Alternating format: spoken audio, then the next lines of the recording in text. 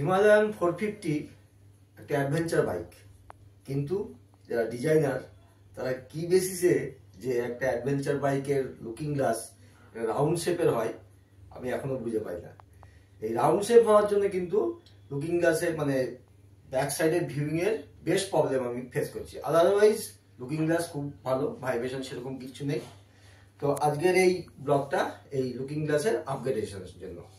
তো welcome to my channel, আশা করি তোমরা সবাই ভালো আছো, আমি বিন্দাস আছি। তো আপগ্রেডেশনটা কিভাবে কি করছি সেটা তোমাদের আমি ডিটেলস এই ব্লগে জানাচ্ছি। আর সব থেকে ভালো আপগ্রেডেশন যদি লুকিং গ্লাসের হিমালয়ান 450 করতে হয় তাহলে কিন্তু ডবল টেকের মিরর হচ্ছে বেস্ট, কিন্তু দামটা বেস্ট, সেটা হচ্ছে প্রায় 13 থেকে 14 থেকে 15,000 টাকা। আমার ইচ্ছা আছে ভবিষ্যতে আমি ডবল টেকের মিরর ইউজ করব, কিন্তু আপাতত এই মুহূর্তে আর ইনভেস্ট করা সম্ভব না। তো আমাদের ইন্ডিয়ান জুগারের উপর পুরোপুরি বিশ্বাস রাখি। তো আজকের জুগারটা তোমাদের দেখাচ্ছি। তো আমি একটু রিসার্চ করলাম, রিসার্চ করে দেখলাম একটা লুকিং গ্লাস খুব ভালো ম্যাচ করছে, এবং সেই লুকিং গ্লাসটা হচ্ছে হিমালয়ান 450 ঠিক কম্পিটিটর বাইক KTM 390। তো এই আমি জোগাড় করেছি দুটো। তো এটা জোগাড় করার ব্যাপারে আমাকে খুব বেশি হেল্প করেছে হচ্ছে আমার কলিগ অরিন্দম দাস। আসলে ওর ইয়ামা বাইক সার্ভিস করতে গেছিল রুবির ওখানটায়। তো আমি ওখানে বলেছিলাম যে পাশে KTM এর সার্ভিস সেন্টার আছে, তুমি একবার খোঁজ নিয়ে দেখো। তো সেখানে গিয়ে ও যথারীতি বলেছিল যে এরকম লুকিং গ্লাস লাগবে, একটা KTM 390 অ্যাডভেঞ্চারের লুকিং গ্লাসটা লাগবে। তো তো সেখানে যে যিনি ছিলেন তার সঙ্গে আমাকে ফোনে কথা বলে দিল। তো আমাকে প্রথমেই বললো যে আপনার গাড়ির নাম্বারটা লাগবে। তো আমি ডাইরেক্ট ওনাকে বললাম যে দেখুন আমার KTM এর বাইক নেই, আমি হিমালয়ান 450-তে এটা ইনস্টল করতে চাই। বললো স্যার এটাতে তো একটু প্রবলেম আছে, একটা যে কোনো আপনার বন্ধু কিংবা পরিচিত কারো বাইকের নাম্বার দেন KTM 390। তো আমি তো আমার গ্রুপে কেউ নেই সেরকম। তো আমি রিকোয়েস্ট করলাম, বললো ঠিক আছে দেখছি। তো অবশেষে পাওয়া গেছে, এবং দামটা শুনলে তোমরা আশ্চর্য হয়ে যাবে। 509 টাকা খুব সম্ভবত পড়েছে আমার এটা, মানে পেয়ার, কিন্তু মানে 200 কত টাকা করে।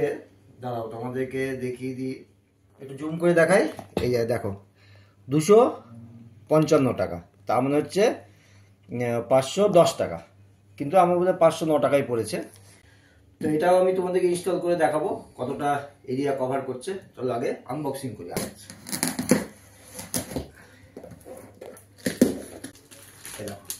অ্যাডভেঞ্চার বাইকের যদি লুকিং গ্লাস এরকম হয় তবে দেখতেও ভালো লাগে বাইকটাকে। এই হচ্ছে লুকিং গ্লাস, আর সুন্দর কাভারও করা আছে। তো আশা করি আমার যে স্টক নাট পয়েন্ট আছে সেই নাট পয়েন্টে এটা অ্যাডজাস্ট হয়ে যাবে। এটা লেফট সাইড, আরেকটা বের করে নিই, আর এটা হচ্ছে রাইট সাইড, এরকম থাকবে। আর কিছুদিন আগে আমি যাচ্ছিলাম এক জায়গায়, তো একটা গাড়িকে ওভারটেক, মানে বাঁ দিক থেকে ওভারটেক করে ডান দিকে আবার যেতে গিয়ে আমি আমার স্টক লুকিং গ্লাসে কিন্তু আমার খুব ভিউইং এর প্রবলেম হয়েছিল বলে ডান দিক থেকে একটা গাড়ি এসেছিল আমি কিন্তু দেখতে পাইনি, জাস্ট হর্ন দিয়েছিল বলে আমি নিজেকে অ্যালার্ট করে নিয়েছি। সেই দিনই আমি ঠিক করেছিলাম ইমিডিয়েট আমাকে যে কোনো একটা লুকিং গ্লাস, মানে যে কোনো কোম্পানি একটা লুকিং গ্লাস লাগাতে হবে যেটা এরকম ওয়াইড থাকবে। তো অনেক রিসার্চ করার পরে আমি KTM 390-র লুকিং গ্লাসটা দেখলাম বেস্ট। এবার এটাকে আমরা বাইকে ইনস্টল করে তোমাদেরকে দেখাচ্ছি। তো আমরা এবার ইনস্টল করছি। তো ইনস্টল করতে গেলে জায়গা এত কম, আগে তো আমার HJG লাইটের পয়েন্টগুলো খুলতে হবে। HJG লাইটের সুইচগুলো খুলে নিয়েছি, এটা হবে না, এটাকে ঠিললে এই যে উপরটা। এবার লুকিং গ্লাসটাকে খুলতে হবে। আমার একটাই টেনশন আছে যে এই খাঁজে যদি না লাগে তাহলে মুশকিল হয়ে যাবে। মানে দেখো এই খাঁজটাতে ঠিক লাগতে হবে। ঠিক আছে, আগে খুলে নিই। এবার তোমরা দেখে বুঝতে পারছো যে কতটা এ কভার করছে ডান সাইডে আর কতটা এক্সট্রা এদিকে কভার করছে, ফলে অনেকটা ভিউইং এরিয়া কিন্তু আমাদের বেড়ে যাবে। ঠিক আছে, চলো এবার সেট করি। এটা হচ্ছে আমার স্টক এক্সটেন্ডার, তো এটা এখানে থাকবে। আগে দেখে নিই এইটা ওটার সঙ্গে সেট হচ্ছে কিনা, দেখ তো সেট হচ্ছে কিনা। না হচ্ছে না, এই একটা চাপের ব্যাপার হয়ে গেল। আচ্ছা এমনি ডাইরেক্ট ফিট করলে আশা করি হয়ে যাবে।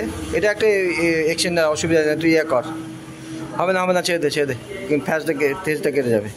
এবং ডাইরেক্ট এখানে লাগিয়ে দেখ, আমরা ডাইরেক্ট কি ট্রাই করে দেখি। খাঁজে খাঁজে লেগে গেলেই হয়ে যাবে, এটাই হচ্ছে চাপের ব্যাপার, একটু পেশেন্টলি কাজ করতে হবে। তুই ধর এটা, আমি তাহলে করছি।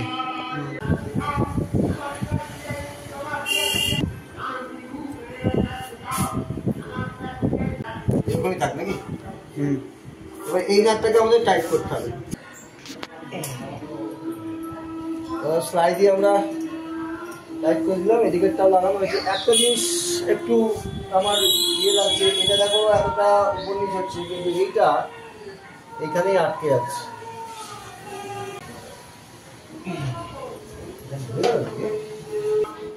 তাহলে এই হয়ে গেল। আর সামনে থেকে লুকটা কেমন লাগছে একবার দেখি দে। এই হচ্ছে সামনে থেকে লুক, এইটাই নামছে না একটা, ওইটাই একটা গন্ডগোল হয়ে গেল। ঠিক আছে, অসুবিধা নেই, এরকম করে অ্যাডজাস্ট করে নিতে হবে। তো দিনের বেলায় আমি কতটা ভিউ হচ্ছে, কতটা এরিয়া কভার করছে, তোমাদেরকে সব ডিটেলস আমি দিয়ে দেবো। আর এই হচ্ছে ফাইনাল সেট আপ লুকিং গ্লাসের।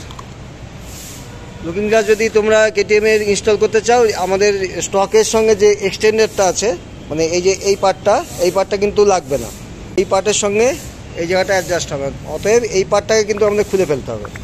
আর এই লুকিং গ্লাসের যা হাইট আছে, শোল্ডারে কোনো রকম ভিউয়ে কোনো অবস্টাকল কিন্তু এখানে হবে না। আর এই হচ্ছে ফাইনাল সেট আপ, দেখে নাও। সামনে থেকে যদি দেখায়,